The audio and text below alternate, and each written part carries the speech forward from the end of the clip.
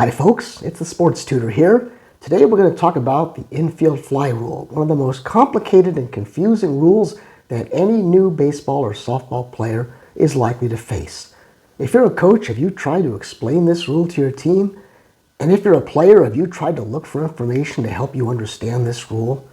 Well, today I'm going to explain the Infield Fly Rule in a way that probably no one has ever explained it to you before. And I'm pretty confident that when I'm done, you will have a better understanding of this rule than from any other way you've ever tried to learn it before. So let's get started. Okay, so to explain the Infield Fly Rule, I'm first going to explain why the rule exists at all. Why do they even need to have this rule? I think by explaining the need for the rule first, and then explaining the rule itself, the rule will make a lot more sense, and it'll be a lot easier for you to remember and to understand. So once again, helping me today is my All-American All-Star team. That's Abe. This is Tom. And Big George going to be helping me run the bases today. Now, let's take a very simple example, and I'm going to assume that you know a little bit about base running. And let's say that Abe is on first base, and there's nobody out. And let's say that George is up to bat. Now, if George were to hit a fly ball, a fairly easy fly ball to an infielder, Abe, who's at first base, is in a dilemma. Dilemma, I think, is a good word for it, because he is at a moment where he has to make a tough decision. He is taught, as I'm sure you are if you play baseball or softball, that he needs to try to go halfway or somewhat halfway, because if the ball is not caught, then he has to advance to second. But if the ball is caught, then he has to go back to first. So that's why he's kind of in no man's land, right? Now, in practice, what does Abe actually do in a situation like this? What he does is he tends to stay closer to first. It would be better to be forced out at second if the ball is not caught than to be doubled off at first if the ball is caught. Now, let's not forget that if a fly ball is hit, even if Abe doesn't go very far at all, George is supposed to be running hard all the way down to first. So even if the ball is not caught, George will get there safely. And if they force out Abe, well, okay, one out and a runner on first base, okay? But if Abe were to go too far to try to make it to second, and the ball was caught, George would be out, and then Abe might also be out. And that means 2 outs and nobody on base. But if George runs it out and Abe stays fairly close to first, that can't happen. One of them or the other will be at first base with 1 out in the worst case scenario. The defense doesn't have anything to gain by dropping the ball on purpose or letting it hit the ground. If they did that, Abe might get thrown out at second, but George would make it safely to first. Simple as that. There is no real benefit as long as George does his job and Abe does his job. But let's take another example and say that Abe is at second and Tom is at first and George is up and there's still nobody out. And let's say now George hits a pop fly to the infield. Well, now the same dilemma that Abe had before, he still has it at second base. And Tom now also has it at first base. So what do? Well, of course, George should run hard all the way, no matter what happens. And as long as they stay kind of close to their bases, the infielder will catch the ball. They go back, 1 out, 2 men on base. But what if the defense were to drop the ball or let it hit the ground on purpose?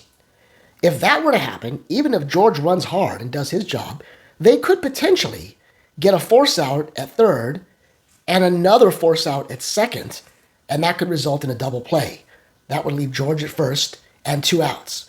Because if Abe and Tom have to stay close to their bases and the ball is dropped and the defense is fast, they can throw to third, they can throw to second, and they can get a double play. If 3 runners happen to be on base and the defense is really good, they could let a ball drop on purpose and they could get a force out at home and at third and at second and possibly get a triple play. That is the scenario that the Infield Fly Rule is designed to protect the offense from. So, now let's talk about the Infield Fly Rule. The Infield Fly Rule is only in effect in situations where the defense could turn a double or a triple play if they let the ball drop and try to be tricky. That is the only situation in which the infield fly rule can ever be called. So, if there's 2 out there is no infield fly rule because with 2 out, there is no chance of a double play. So you can eliminate that right off the bat. If there are not runners at first and second, there's also no chance of a double play, and therefore the infield fly rule is not in effect there either. So, in order for the infield fly rule to be in effect, there must be 1 out or no outs, not 2, and there must be runners at first and second, or first, second, and third. First and third, no. Second and third, no. First only, no. First and second must be occupied with or without third being occupied. First and second, or bases loaded. In that scenario, if a batter hits a pop fly to an infielder, and there are some peculiarities like can it be caught with reasonable effort and the ball must be fair, but right now I'm not focused on those things. If the ball is hit to an infielder, the umpire will call an out immediately. He'll say infield fly, batter is out. And that means, going back to this scenario, that if that were to happen, George is out immediately. And because he's out immediately, the base runners are not forced to run. There is no force play anymore since George is out, just like if they actually caught the ball. So the umpire calls George out, and now if the ball is caught, well, it's caught. He was out anyway, no big deal. These guys can stay where they are. But if the ball is not caught, if it's dropped on purpose or by accident, since George has already been called out, the runners do not have to try to run.